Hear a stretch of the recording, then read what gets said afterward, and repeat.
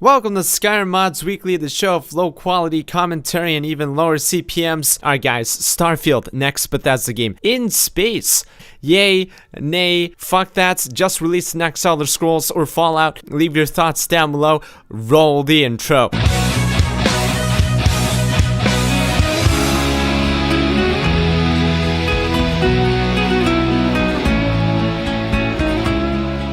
When it comes to graphical presets and enhancements for my Skyrim, I like my EMBs the way I like my coffee, caffeinated, cause this is caffeinated EMB.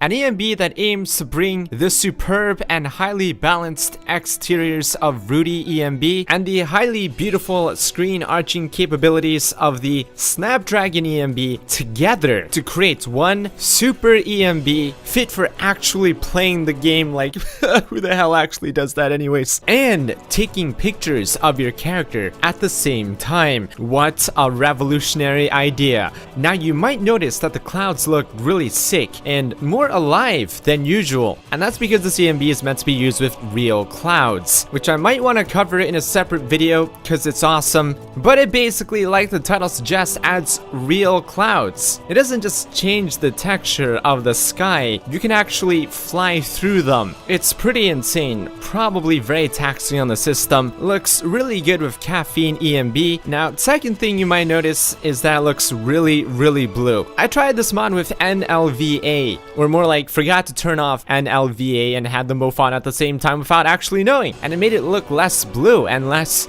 gloomy and dark looking, which I actually really enjoyed as well. But when it comes down to it, my absolute favorite part is no doubt the interiors. I mean, it made the inside of the Temple of Kinrath possibly the most beautiful thing I've ever seen in Skyrim, besides, of course, Thomas the Dank Engine, and as advertised, it works miracles on the skin. Just like Snapdragon EMB, these two EMBs do something to the skin that makes it glow with the youth of 512-year-olds that other EMBs just can't do. And of course, with that super strong depth of field effect, you can look at anybody, even Hroki, and they'll look like $1,000,000. Now, if that being said, this is a very intense EMB. I mean, at least it's still playable.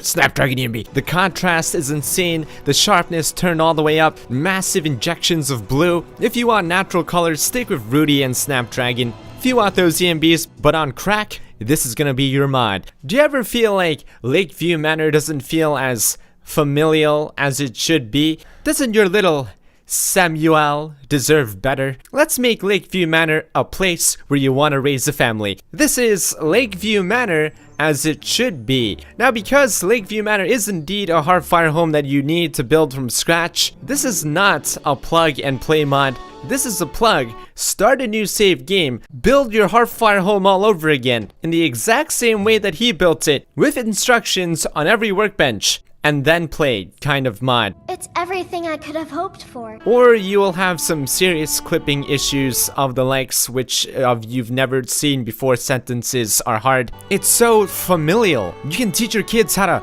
play card games and gamble at a young age. And drugs, lots and lots of drugs. This place is romantic. You can sit on a pillow by the fire and enjoy some wine and cheese. Your bath fills automatically, and it's even candle lit. It just feels so lived in, like your waifu is in the middle of preparing dinner with the cookbook and all the ingredients already in place. There's always food cooking, the same food all the time, never changes. There's pizzas being made, veggies being washed, and oh my god, that is amongst the top freezers I've ever seen. You know, most children rooms in mods always look like they're meant for toddlers. This is what a little girl's room might actually look like in Skyrim. Princess paintings, dolls, her own mini mannequin, a beehive, an area where she practices sacrificial rituals. This is the boys' room. Wow, that is the most specifically thematic boys' room I've ever seen in Skyrim. This dude put the pearls in the clamps, boat window paintings, slaughterfish, boat bed. Are you kidding me? Samuel even pulled out a treasure map as one of his idol markers. I'm done. There's even a calendar that updates real time. You can catch butterflies in the hallway in your own home. The walls tell a story of a mighty bear taking on 3 wolves. But wait, what is this? Oh! Oh! The kids interact with everything and it's entertaining as hell. Wait a minute. Samuel? Where are you going? Samuel, why? There's card games over there and you choose to go to the hard drugs. That's my son. But no, bad Samuel, bad. I'm not gonna warn you again. Oh, Jesus Christ. Is that how you speak to your mother? Fellas, it's 2018. Why are you still using torches, man? That's so 2012. Let me update you on the newest light source so you won't look like a fool the next time you play Skyrim. This is Everlight, a craftable and stylish light source that never burns out. To get your own, head over to the newly added Shattered Ice Cave. Take care of some vampires.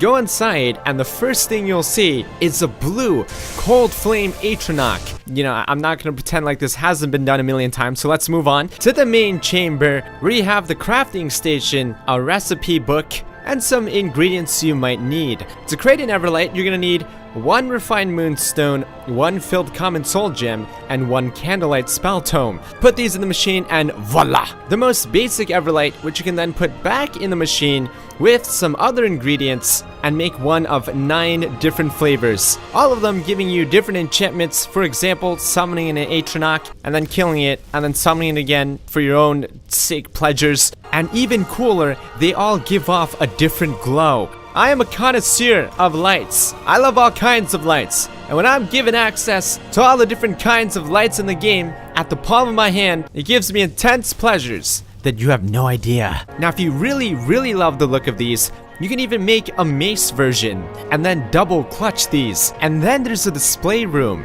Why did I spend all this time gathering ingredients and crafting all these torches when they were all here lined up in this other room? I don't know, but my god, are they pretty all lined up like this, so I'm not even mad. In our ever-continuing quest to turn Skyrim into Dark Souls, we've gotten rid of pausing, gave it a new quick menu, changed the UI, added locking on, dodging, parrying, whatever. But did you think that was really it?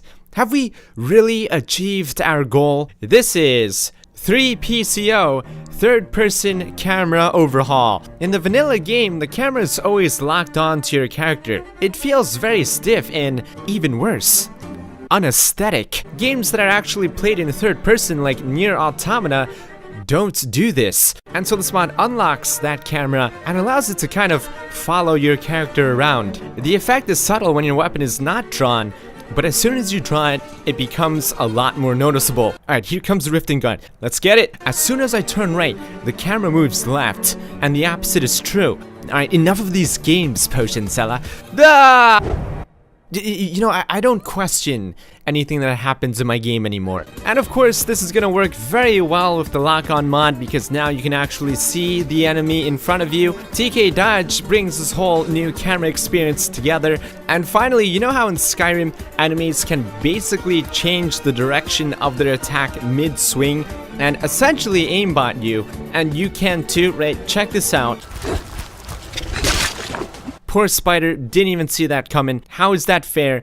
How is that immersive? Do yourself a goddamn favor. And also get the mod, mortal enemies de-aimbot your foes, which basically limits the amount of turning you can do once you've committed to a swing. So no more 360 no-look swings. Alright, leave that to FaZe Clan or whatever, and welcome to the future of Skyrim 2 Dark Souls.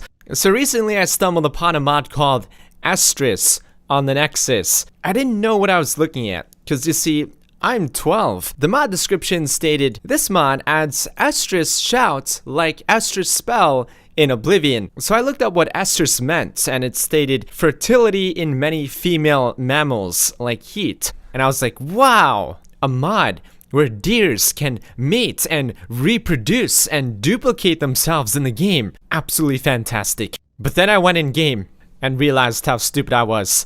I had just downloaded the most overpowered spell in the world. I'm 12. This is Estrus. The mod was so welcoming and easy to use. The spells were added automatically, and there was even a welcome FAQ in case I needed help, but I didn't. I knew exactly what the mod did. I am 12 after all. Behold, fellers, I stand here proudly as a Stormcloak in the middle of an Imperial camp. Not afraid, because they don't know what powers I possess. Come on, guys, let's play.